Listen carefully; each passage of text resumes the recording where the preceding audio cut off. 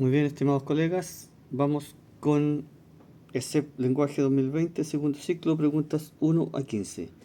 Recuerden tener a la vista en su computador la prueba que yo estoy desarrollando para que lean, digamos, con tranquilidad y no con la letra pequeñita el texto.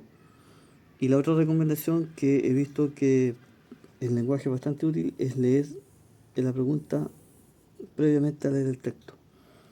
Eso lo descubrí no hace mucho y creo que es una muy buena idea. Bueno, pregunta 1, lee el siguiente texto, nos dan la portada de un libro que se llama Se han fijado de Sergio Freire. Se han fijado de Sergio Freire, especie de compendio de lo que su joven autor ha venido mostrando en el Club de la Comedia, que se inspira en la exitosa serie norteamericana Seinfeld. Dar una mirada humorística del lenguaje hasta transgresora de modos y costumbres de sus compatriotas. En sus sarcásticas páginas, nada ni nadie se salva. Sexo, política, lenguaje, medios de comunicación, religión y clases sociales. Editorial Planeta, Santiago, 140 páginas, precio de referencia 5.700. Bueno, nos preguntan por la función que predomina en el texto, no por la función del libro o de que ha creado este autor, ¿ya? Y el texto, claro, nos informa esencialmente, nos informa de qué se trata el texto, de quién es, de qué se trata, en qué consiste, en qué editorial, el número de página, el precio del libro, ¿ya?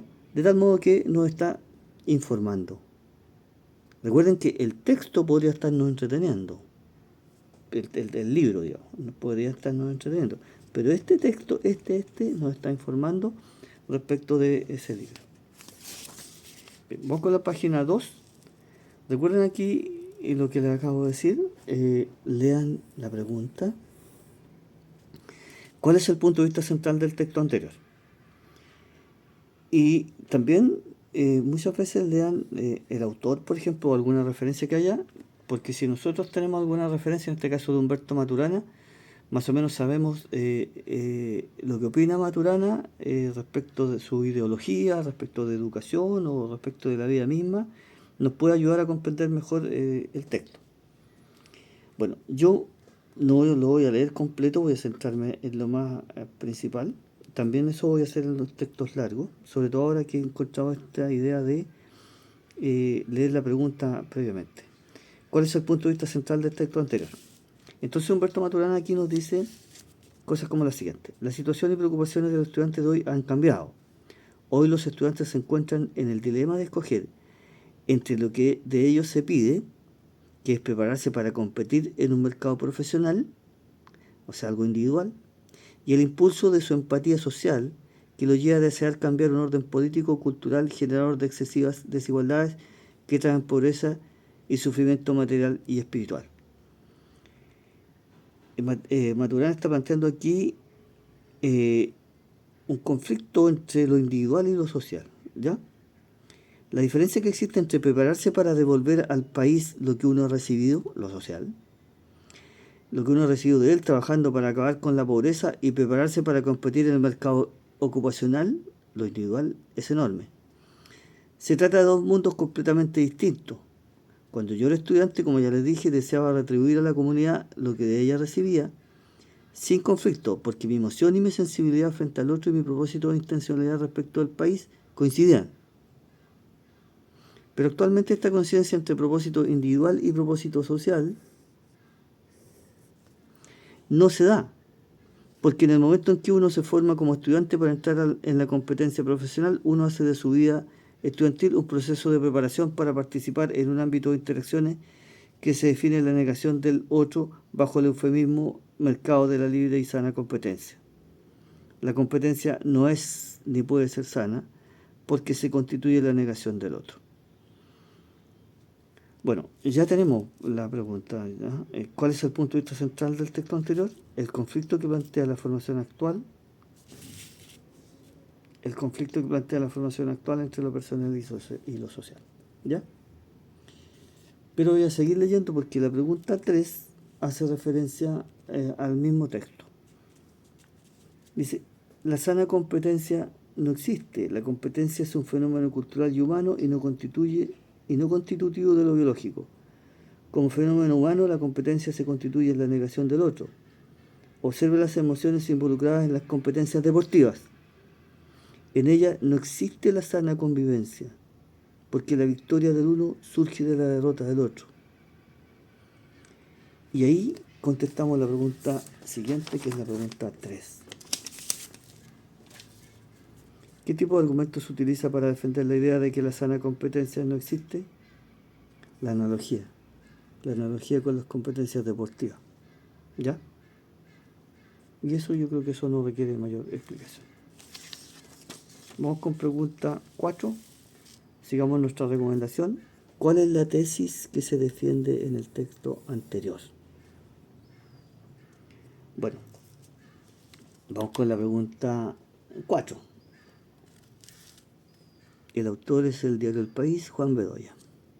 España no es un buen lugar para morirse. Lo atestigua un informe internacional de The Economist Intelligence Unit sobre la situación y el número de unidades contra el dolor, los cuidados paliativos, la disposición de medicamentos para afrontar el final de la vida. Sobre 40 países estudiados, España se sitúa en el puesto 26. Reino Unido, con una nota 7,9 sobre 10, es el mejor lugar en atención al final de la vida. En cambio, la India, con un 1,9, es el peor. España suspende con un 4,2. Suspende es reprueba. La lucha por la salud da valor al enfermo mientras es posible sanar. Ojo con esa frase. La lucha por la salud da valor al enfermo mientras es posible sanar.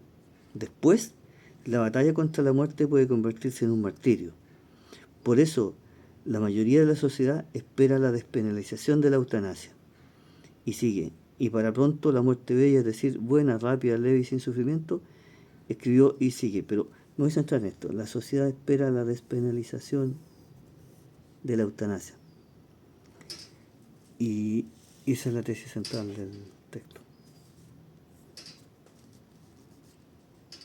Bien, vamos con la pregunta número 5. Lo mismo que les recomendé, lean la pregunta. ¿Qué tipo de argumentación predomina en el fragmento anterior? Y aquí estoy tratando de justificar todos los títulos que tengo. ¿Quién escribió esto? 6 paseos por los bosques narrativos, de Humberto Eco. Ya que estoy tratando de justificar todos los títulos que tengo la condenada idea de elegir, permítanme que justifique el título que he elegido para mis Norton Lectures. El bosque es una metáfora para el texto narrativo. Ya, ahí ya estamos listos. El bosque es una metáfora para el texto narrativo. Pero ¿qué tipo de argumentación predomina en el fragmento anterior? El bosque es una metáfora para el texto narrativo, no solo para los textos de los cuentos de hadas, sino para todo texto narrativo. Hay bosques como Dublín, donde en lugar de Caperucita Roja podemos encontrar con Molly Bloom, o como Casablanca, donde nos encontramos con Ilsa Lund y Ricky Blaine. Un bosque es, para usar una metáfora de Borges, un jardín cuyas sendas se bifurcan.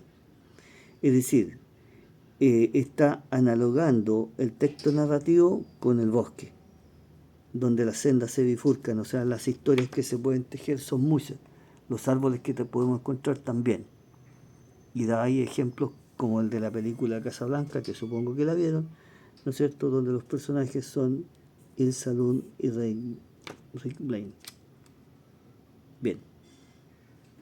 Además nos da pista esto: 6 paseos por los bosques narrativos. El texto narrativo es un bosque digno de explorar y de conocer. Pregunta número 6. Tenemos un aviso publicitario. La pregunta: ¿en qué tipo de texto se apoya la persuasión del aviso publicitario anterior? Siente la diferencia, siente Farmatón, mantenga el equilibrio de su energía vital. En un comprimido recubierto, todo para sentirse bien, la exclusiva fórmula de Farmatón ha sido utilizada a través de la investigación y el desarrollo durante más de 40 años. Como resultado, se ha obtenido una exclusiva fórmula de Farmatón que reúne la proporción exacta, tanto cualitativa como cuantitativamente, de vitaminas y minerales, ginseng G15, para mejorar su rendimiento físico y optimizar la capacidad intelectual. Bueno, no nos está dando noticias, no nos está dando reglas de normativas, no nos está instruyendo cómo consumir farmatón, en qué dosis, cuántas veces al día, sino que nos está haciendo obviamente un texto descriptivo en el cual nos describe el farmatón, eh, sus componentes, por ejemplo, ¿ya? Y sus características. Así que el texto es descriptivo. Vamos con pregunta número 7. Bueno, pregunta número 7. ¿Cuál de los siguientes enunciados de la es una opinión?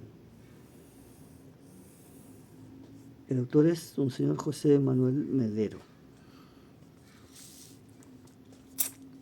Hace varios años en la televisión chilena se presentó un comercial que marcó un hito. En este el actor Nissim Chalin, mientras pedaleaba por la ciudad en bicicleta para visitar a su novia, los vecinos le gritan: cómprate un auto perico. Esta publicidad de la época muestra cómo el automóvil ha sido sinónimo de estatus social y la primera alternativa de transporte urbano. Desde aquellos tiempos, el comercio de automóviles se ha convertido en una invasión y en una verdadera epidemia de autos nuevos.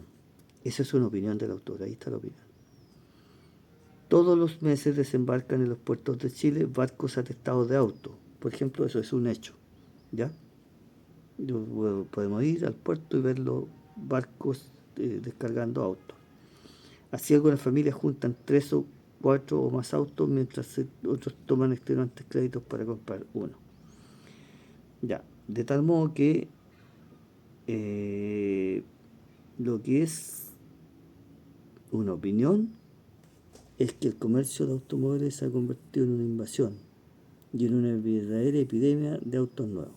Porque otros podrían considerar que esto es algo, digamos, bueno, que todas las familias chilenas puedan tener un auto, pero al tratarlo de invasión y de epidemia, está haciendo una carga negativa sobre este comercio de automóviles, sobre esta publicidad que... Entonces, la respuesta sería desde aquellos tiempos el comercio de automóviles se ha convertido en una invasión. Esa sería una opinión del autor, no un hecho. Vamos con pregunta 8. Dice el amuleto de Roberto Bolaño: lo único cierto es que llegué a México en 1965 y me planté en casa de León Felipe y en casa de Pedro Garfias. Y les dije: aquí estoy para lo que gusten mandar. Y les debí de caer simpática, porque antipática no soy, aunque a veces soy pesada, pero antipática nunca. Y lo primero que hice fue coger una escoba y ponerme a barrer el suelo de sus casas, y luego limpiar las ventanas, y cada vez que podía les pedía dinero y les hacía la compra. Supongo que entienden que les es un pronombre que se está refiriendo a esos señores, León Felipe y Pedro Garfias, ¿ya? Entonces, ¿cuál de los siguientes mecanismos de correferencia, o sea, referirse a los autores con otra palabra, es les? Les dije, les pedía dinero a ellos. O sea, se usa el pronombre les. Por ejemplo, si hubiera sido estos escritores o estos hombres, podría ser hiperonimia, ¿ya? Bueno, no habla en sinónimos, sino en les. Es usa un pronombre, por lo tanto es pronominalización. Pregunta 9. Diario de la tercera, Who Shot the Sheriff? En 1976, el famoso cantante de reggae Bob Marley sufrió un intento de asesinato del cual salvó apenas herido. Este documental indaga de las causas que llevaron a tratar de matar a este símbolo de la paz universal y tratar de descifrar quiénes fueron los autores del atentado, aún sin resolver. En una hora, el film se adentra en la vida de Marley, pero más que nada en su entorno, marcado por su pacifismo en medio de una Jamaica azotada por el caos, la violencia y la disputa sin tregua entre la izquierda y la derecha. Bueno, ustedes saben que un pero siempre es un contraste entre algo que se ha dicho y algo que contradice lo anterior de algún modo. Quiero ir al cine, pero no tengo dinero, ¿ya? Entonces, el pero, como también el sin embargo, por ejemplo, contrastan, no adicionan. Por ejemplo, adiciona Elías, adiciona Juan y Pedro. Adiciona a Juan, le adiciona a Pedro. En cambio, el pero, sin embargo, siempre van a ser contrastes, ¿ya? Obviamente no son una condición, que el condición es casi siempre con un sí. Si llueve mañana, no podremos ir. ¿Qué sé? Tampoco un consecuencia es un ya que, un porque, un causa-consecuencia, por ejemplo, ¿ya? Bien, vamos con la pregunta número 10.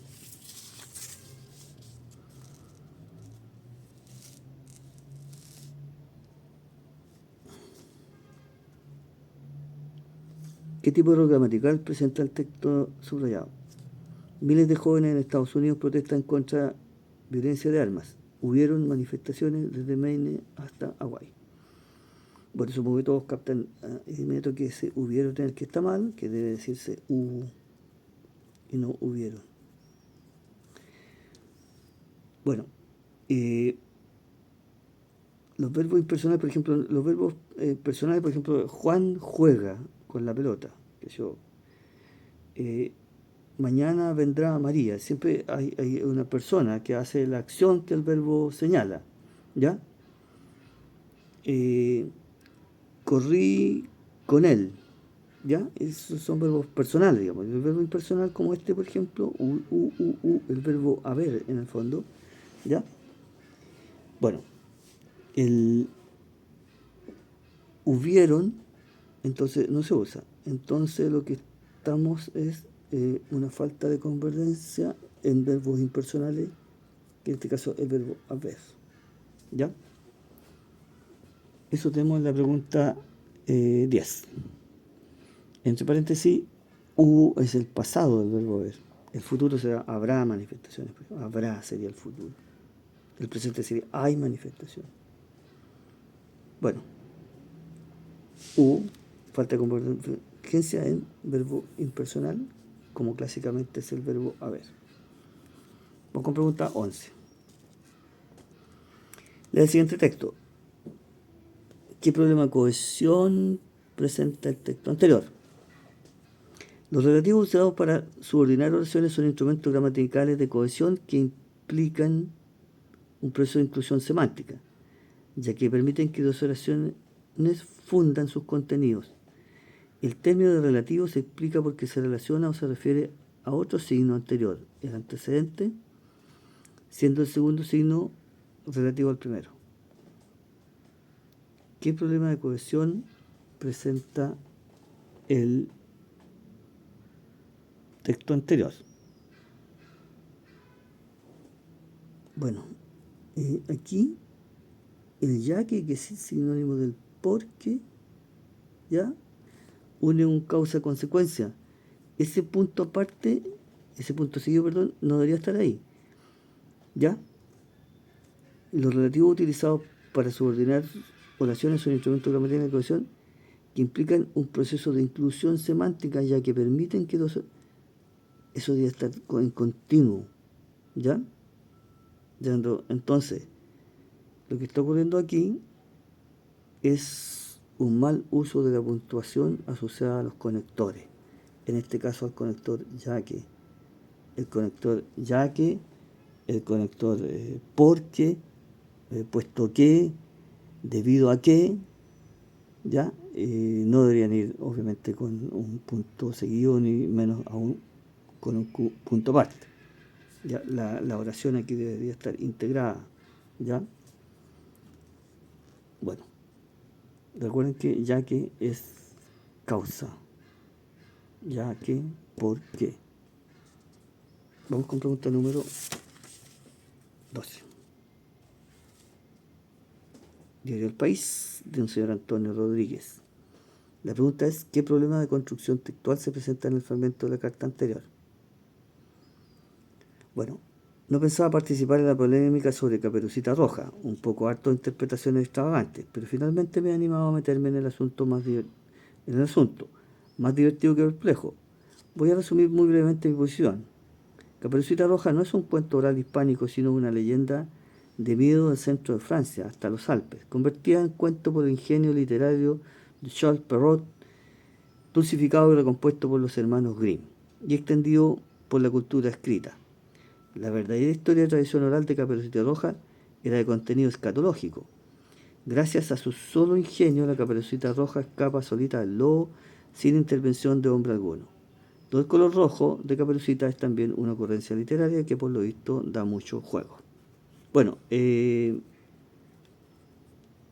ustedes se fijan, como la pregunta es qué problema de construcción textual, la palabra Caperucita Roja está mencionada demasiadas veces, debería haber usado con referencia. Y además de estar usada demasiadas veces, a veces habla del texto Caperucita Roja, ¿ya? Caperucita Roja no es un cuento oral, pero otras veces habla sobre la Caperucita Roja persona o niña. La Caperucita Roja escapa solita del lobo, ahí está hablando, ¿ya? Entonces aquí él podría haber hablado de el texto, el libro, por ejemplo, o de la niña, ¿ya? Y no nombrar tantas veces Caperucita Roja. En otras palabras, está haciendo uso deficiente de la correferencia textual, ¿ya? Confundiendo a veces el libro con la niña, por ejemplo, y obviamente haciendo una redundancia innecesaria, haciendo el texto pesado o engorroso, si se quiere. Bien, vamos con la pregunta número 13. Recuerden que vamos a llegar hasta la 15 en esta primera sesión. Esto es de un señor Thomas Bernard. La ciudad, poblada por dos clases de personas, las que hacen negocios y sus víctimas, solo es habitable para el que aprende o estudia de forma dolorosa, una forma que turba a cualquier naturaleza con el tiempo disturba y perturba, y muy a menudo solo de forma levosa y mortal.